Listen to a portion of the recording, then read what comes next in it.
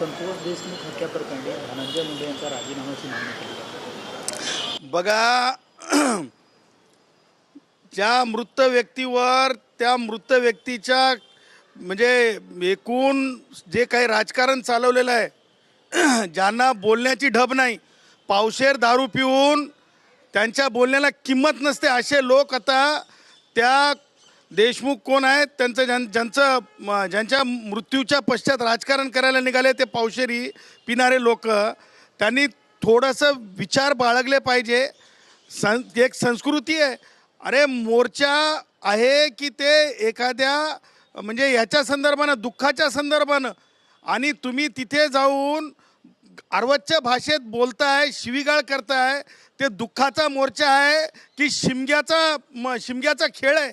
अरे काहीतरी बाळगलं पाहिजे. सांस्कृतिक महाराष्ट्र आहे. पावशेऱ्या पिल्या की काही ओरडायचं.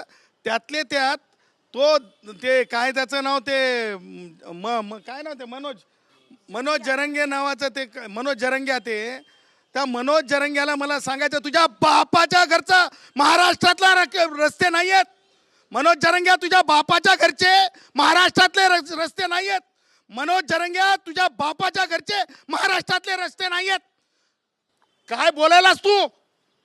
केवळ सन्माननीय मंत्री धनंजय मुंडे हे भटक्या विमुक्त समाजातून येतात म्हणून तू असं बोलतोस? रस्त्यानं फिरू देणार नाही.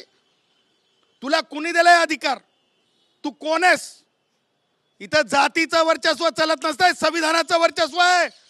सन्माननीय मंत्री धनंजय मुंडे यांच्याबद्दल हे असं बोलणं हे अत्यंत असंस्कृतपणाचंच नाही.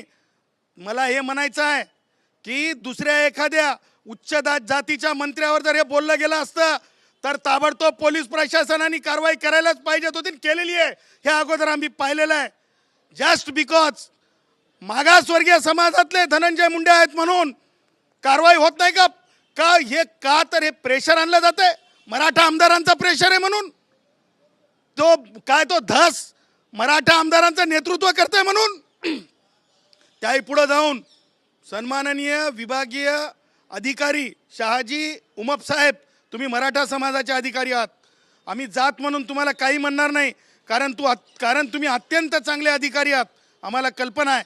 परंतु ज्या वेळेस एखाद्या सन्माननीय मंत्र्यांना इतक्या खालच्या दर्जाचं बोललं गेलं, त्यावेळेस माननीय सुप्रीम कोर्टानं ॲग्रेशनची भाषा, जातीय तेढ निर्माण होणारी भाषा करणाऱ्या व्यक्तीच्या विरुद्ध वाट न पाहता संबंधित ठिकाणच्या परभणीच्या पोलीस अधिकाऱ्यांनी